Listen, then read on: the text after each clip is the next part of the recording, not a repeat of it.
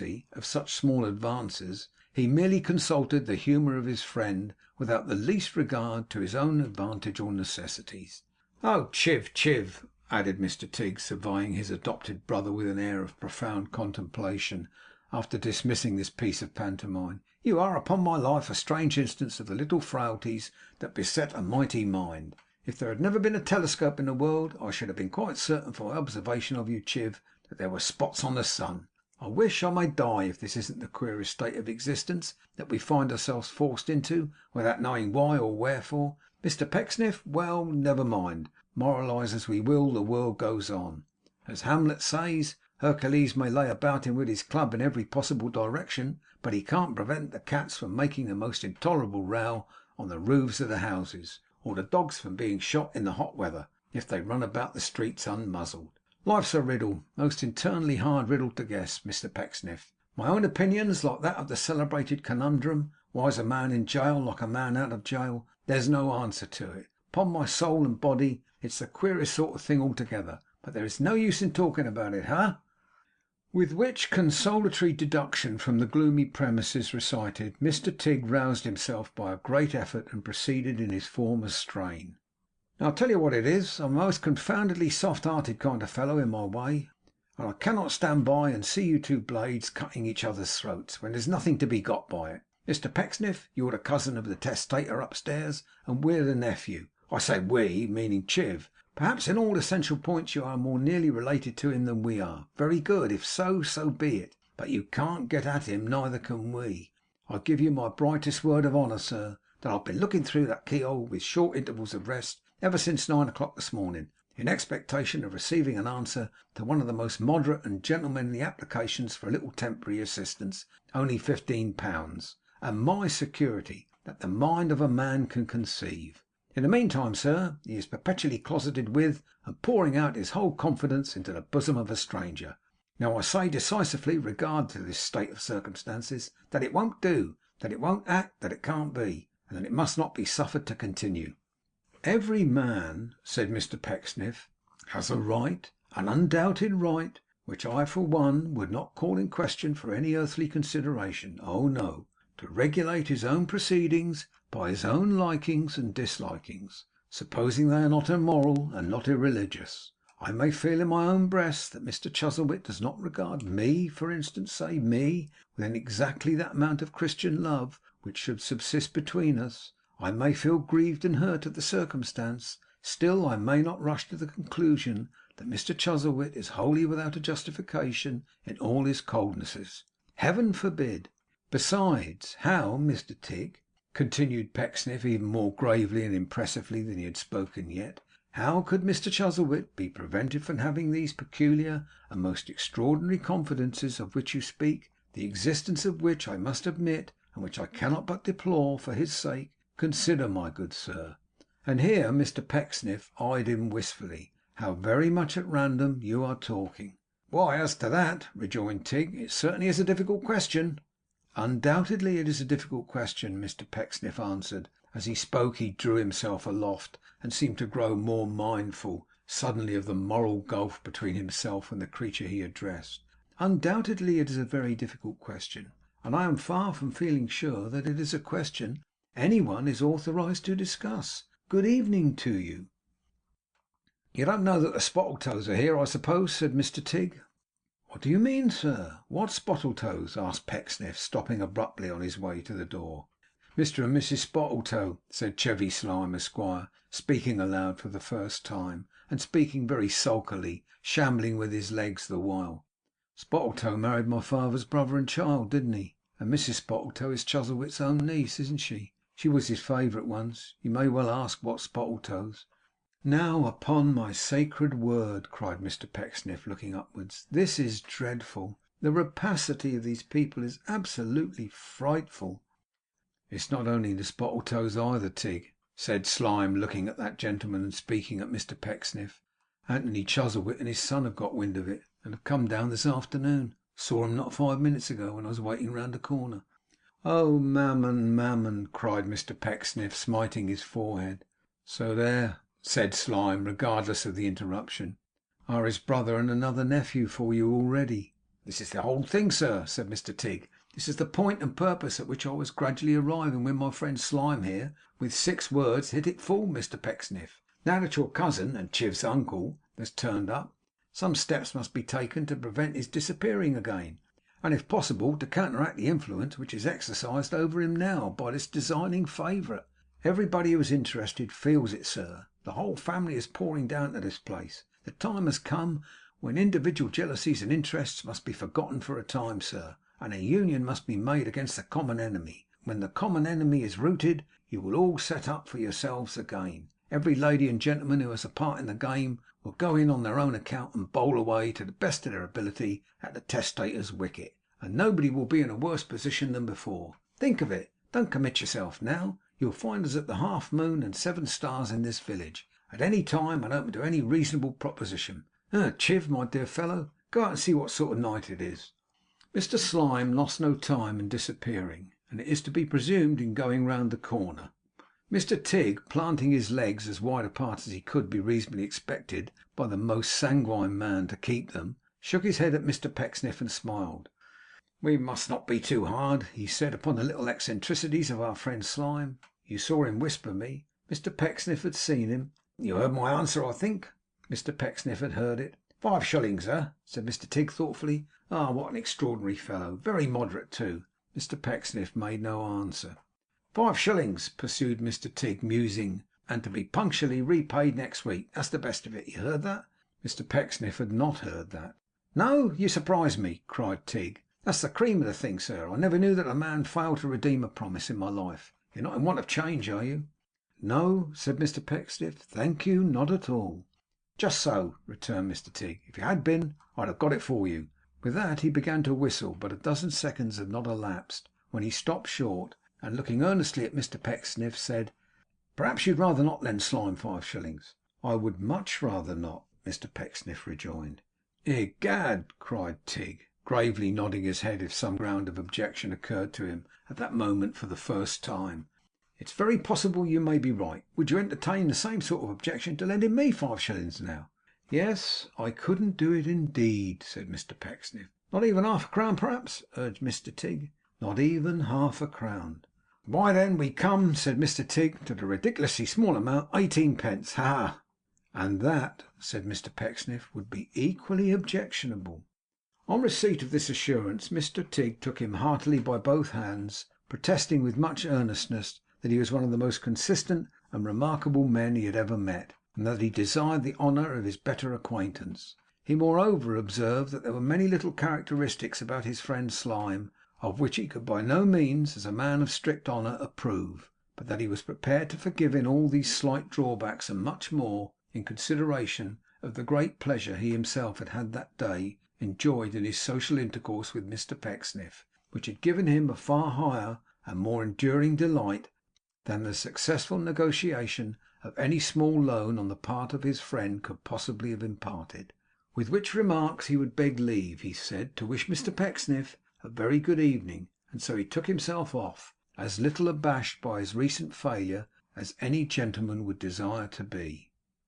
The meditations of Mr Pecksniff that evening at the bar of the Dragon, and that night in his own house, were very serious and grave indeed, the more especially as the intelligence he had received from Messrs Tigg and Slyme touching the arrival of other members of the family were fully confirmed on more particular inquiry, for the Spottletoes had actually gone straight to the Dragon, where they were at that moment housed and mounting guard, and where their appearance had occasioned such a vast sensation that Mrs Lupin, scenting their errand before they had been under her roof half an hour, carried the news herself with all possible secrecy straight to Mr Pecksniff's house. Indeed, it was her great caution in doing so which occasioned her to miss that gentleman, who entered at the front door of the Dragon just as she emerged from the back one. Moreover, Mr Anthony Chuzzlewit and his son Jonas were economically quartered at the Half Moon and 7 Stars, which was an obscure alehouse, and by the very next coach there came posting to the scene of action so many other affectionate members of the family, who quarrelled with each other inside and out, all the way down to the utter distraction of the coachman, that in less than 24 hours the scanty tavern accommodation was at a premium, and all the private lodgings in the place amounting to full 4 beds and sofa, rose cent. per cent. in the market. In a word, things had come to that pass that nearly the whole family sat down before the Blue Dragon and formally invested it, and Martin Chuzzlewit was in a state of siege. But he resisted bravely, refusing to receive all letters, messages, and parcels, obstinately declining to treat with anybody, and holding out no hope or promise of capitulation. Meantime, the family forces were perpetually encountering each other in divers parts of the neighbourhood, and as no one branch of the Chuzzlewit tree had ever been known to agree with another within the memory of man, there was such a skirmishing and flouting and snapping of heads, in the metaphorical sense of that expression, such a bandying of words and calling of names, such an upturning of noses and wrinkling of brows, such a formal interment of good feelings and violent resurrection of ancient grievances, as had ever been known in those quiet parts since the earliest record of civilized existence. At length, in utter despair and hopelessness, some few of the belligerents began to speak to each other in only moderate terms of mutual aggravation, and nearly all addressed themselves with a show of tolerable decency to Mr Pecksniff, in recognition of his high character and influential position. Thus, by little and little, they made common cause of Martin Chuzzlewit's obduracy, until it was agreed, if such a word can be used in connection with the Chuzzlewits, that there should be a general council and conference held at Mr Pecksniff's house upon a certain day at noon, which all members of the family who had brought themselves within reach of the summons were forthwith bidden and invited solemnly to attend. If ever Mr Pecksniff wore an apostolic look, he wore it on this memorable day. If ever his unruffled smile proclaimed the words, "I am a messenger of peace," that was its mission now.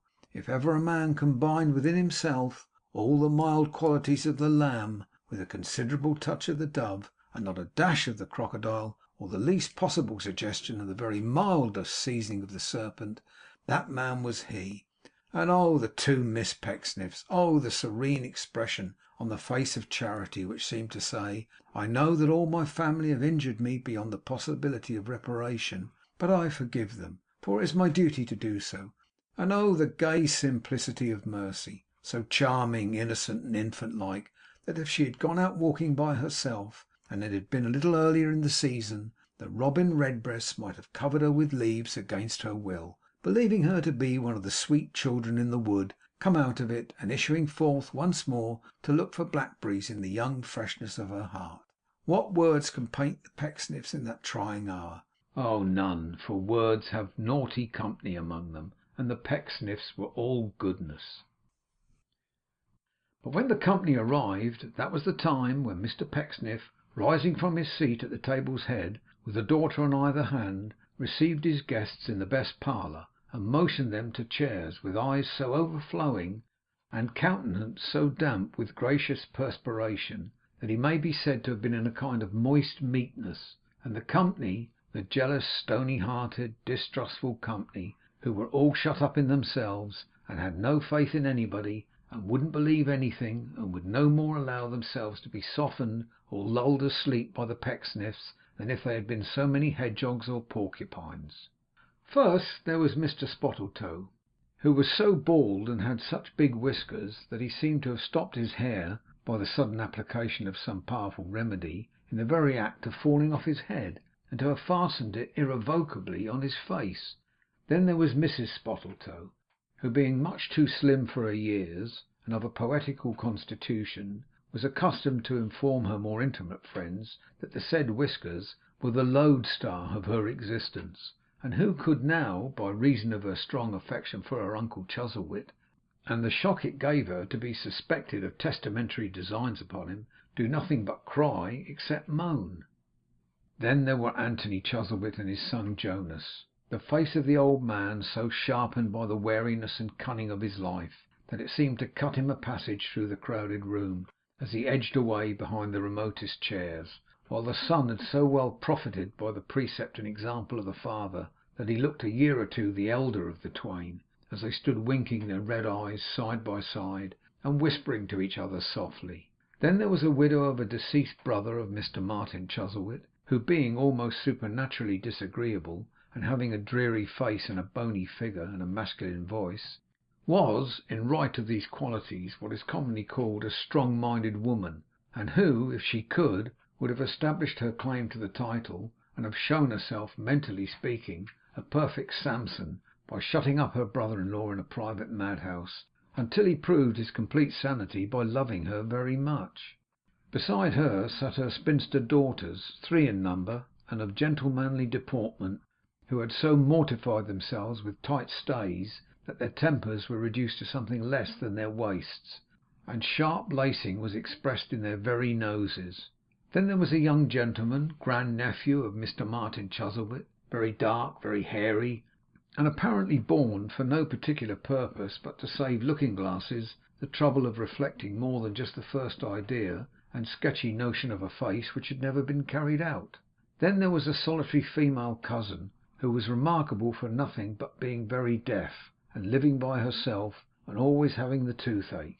Then there was George Chuzzlewit, a gay bachelor cousin, who claimed to be young but had been younger, and was inclined to corpulency, and rather overfed himself, to that extent indeed that his eyes were strained in their sockets, as if with constant surprise, and he had such an obvious disposition to pimples, that the bright spots on his cravat, the rich pattern on his waistcoat, and even his glittering trinkets, seemed to have broken out upon him, and not to have come into existence comfortably.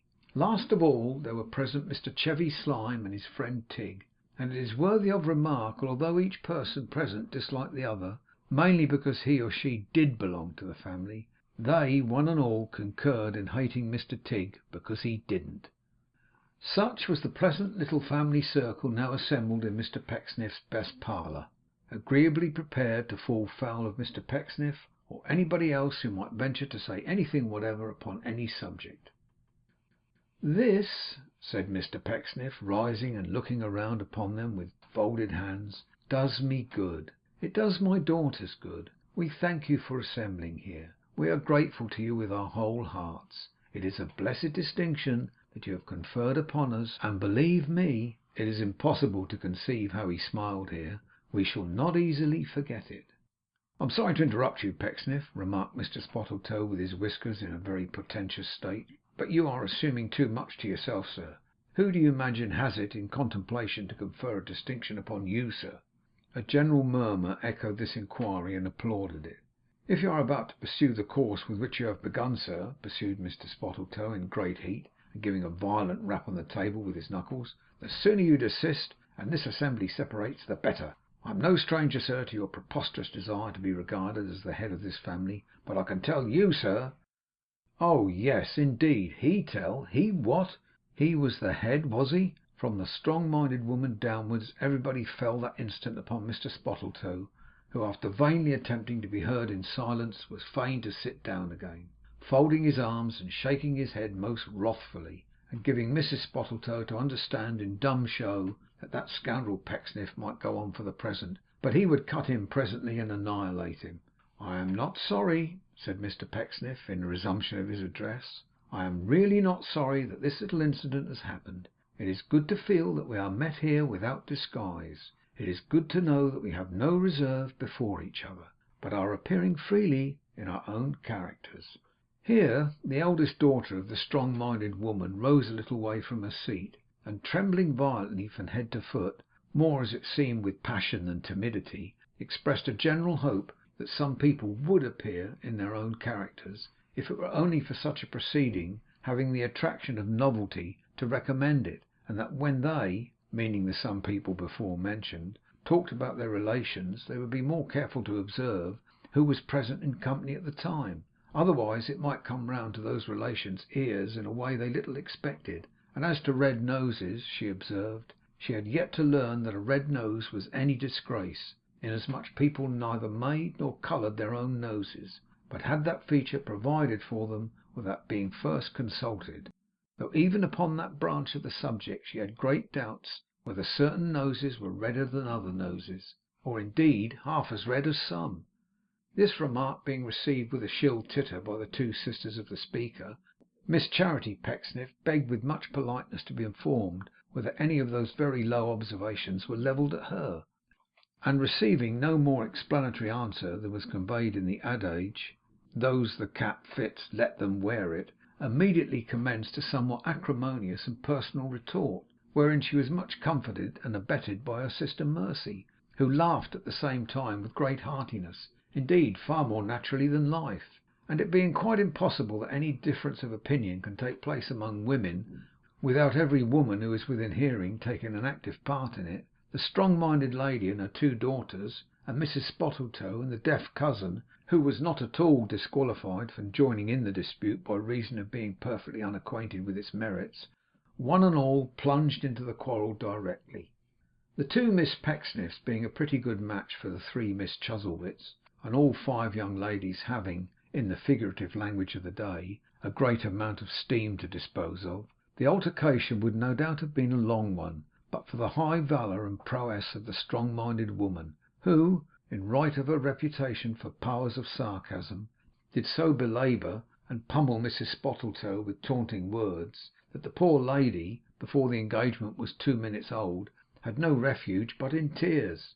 These she shed so plentifully, and so much to the agitation and grief of Mr Spottletoe, that that gentleman, after holding his clenched fist close to Mr Pecksniff's eyes, as if it were some natural curiosity from the near inspection whereof he was likely to derive high gratification and improvement, and after offering, for no particular reason that anybody could discover, to kick Mr George Chuzzlewit for, and in consideration of, the trifling sum of sixpence, took his wife under his arm and indignantly withdrew.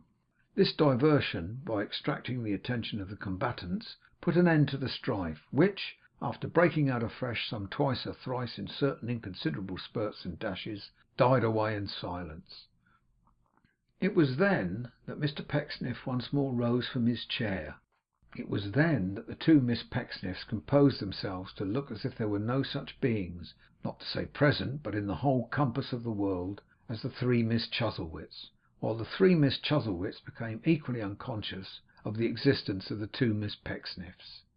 "It is to be lamented," said Mr Pecksniff, with a forgiving recollection of Mr Spottletoe's fist, "that our friend should have withdrawn himself so very hastily, though we have cause for mutual congratulation even in that, since we are assured that he is not distrustful of us in regard of anything we may say or do while he is absent.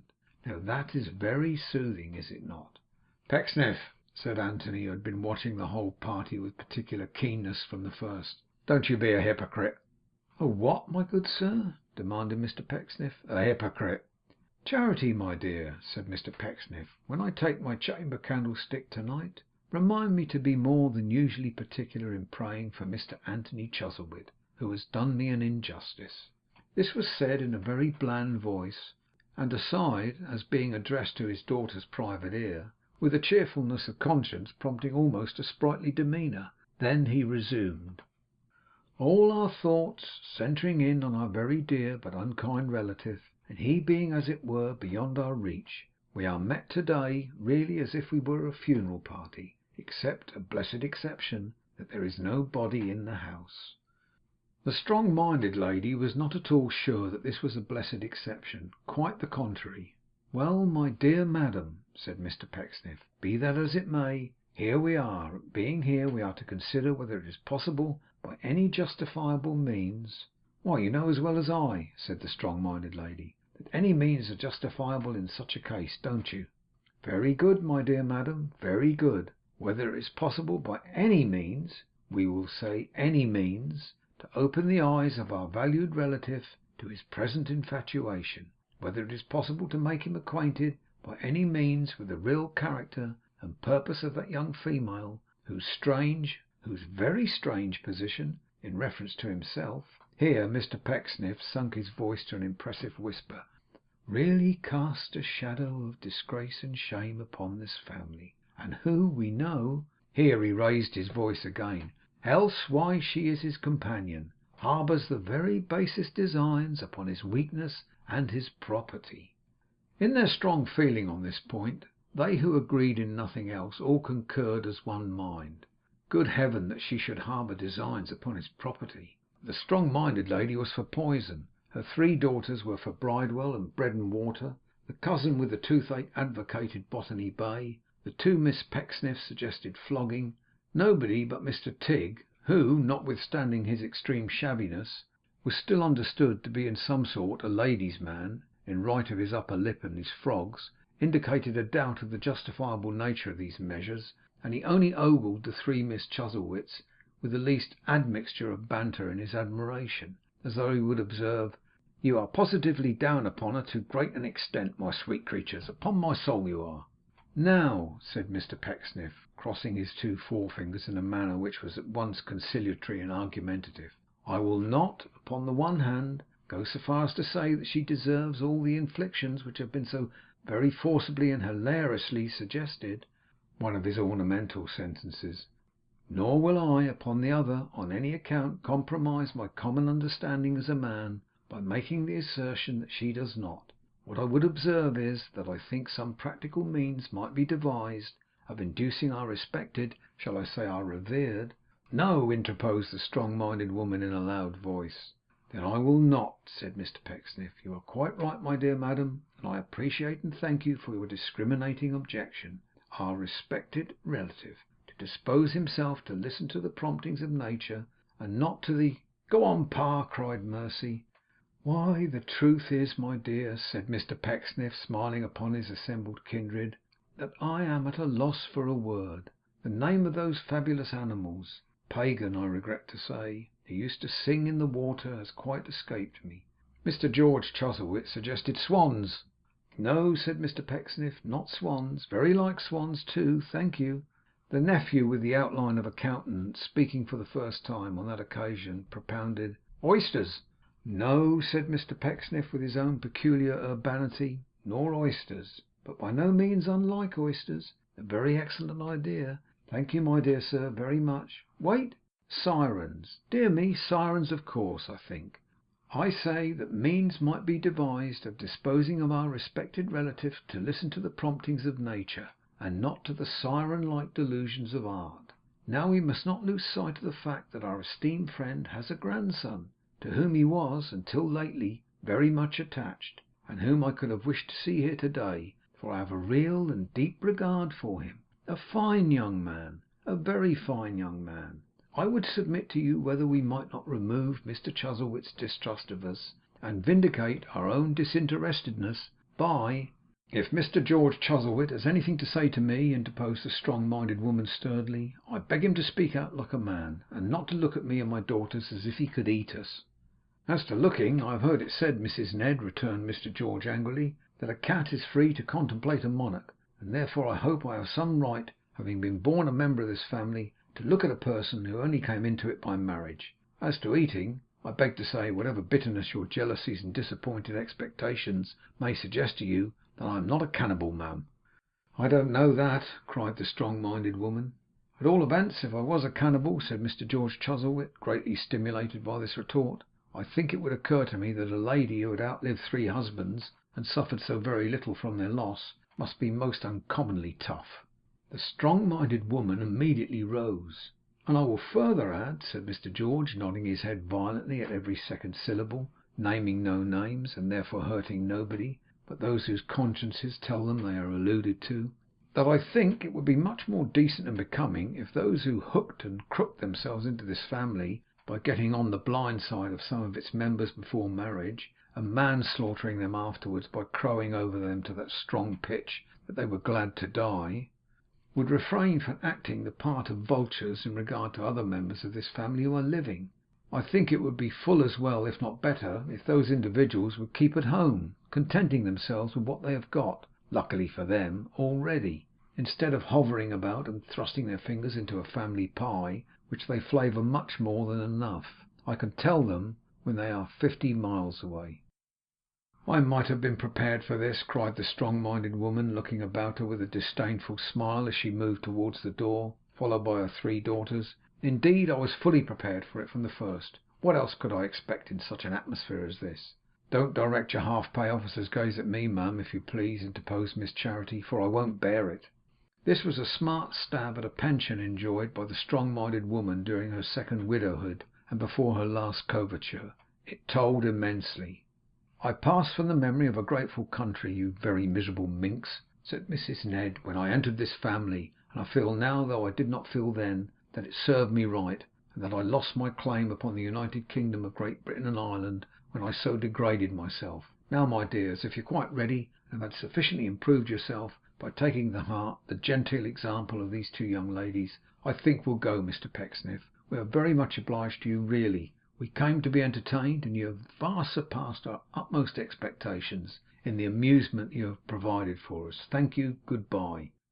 With such departing words did this strong-minded female paralyse the Pecksniffian energies, and so she swept out of the room and out of the house, attended by her daughters, who, as with one accord, elevated their three noses in the air, and joined in a contemptuous titter.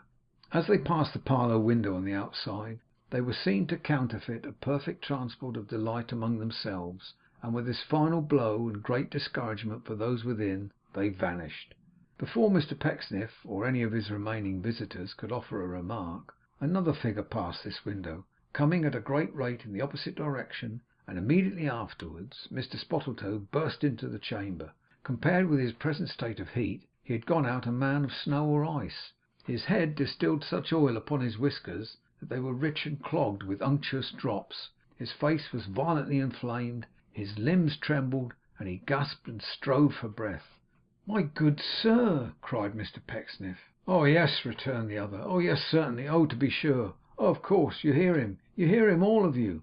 'What's the matter?' cried several voices. 'Oh, nothing,' cried Spottletoe, still gasping.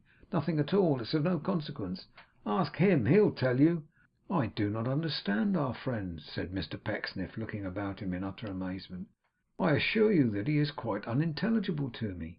'Unintelligible, sir!' cried the other. 'Unintelligible! Do you mean to say that, sir, you don't know what has happened? That you haven't decoyed us here, and laid a plot and a plan against us? Will you venture to say you didn't know Mr Chuzzlewit was going, sir, and you don't know where he's gone, sir?'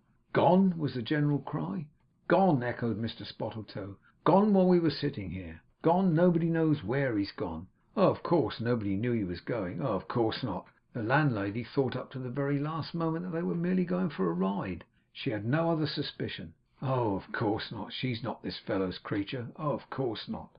Adding to these exclamations a kind of ironic howl, and gazing upon the company for one brief instant afterwards in a sudden silence, the irritated gentleman started off again at the same tremendous pace, and was seen no more. It was in vain for Mr Pecksniff to assure them that this new and opportune invasion of the family was at least a greater shock and surprise to him as to anybody else. Of all the bullyings and denunciations that were ever heaped upon one unlucky head, none can have exceeded in energy and heartiness those with which he was complimented by each one of his remaining relatives, singly, upon bidding him farewell. The moral position taken by Mr Tigg was something quite tremendous, and the deaf cousin, who had the complicated aggravation of seeing all the proceedings and hearing nothing but the catastrophe, actually scraped her shoes upon the scraper, and afterwards distributed impressions of them all over the top step, in token that she shook the dust from her feet before quitting the dissembling and perfidious mansion. Mr Pecksniff had, in short, but one comfort, and that was the knowledge that all these his relations and friends had hated him to the very utmost extent before, and that he, for his part, had not distributed among them any more love than, with his ample capital in that respect, he could comfortably afford to part with. This view of his affairs yielded him a great consolation, and the fact deserves to be noted as showing with what ease a good man may be consoled under the circumstances of failure and disappointment. Chapter 4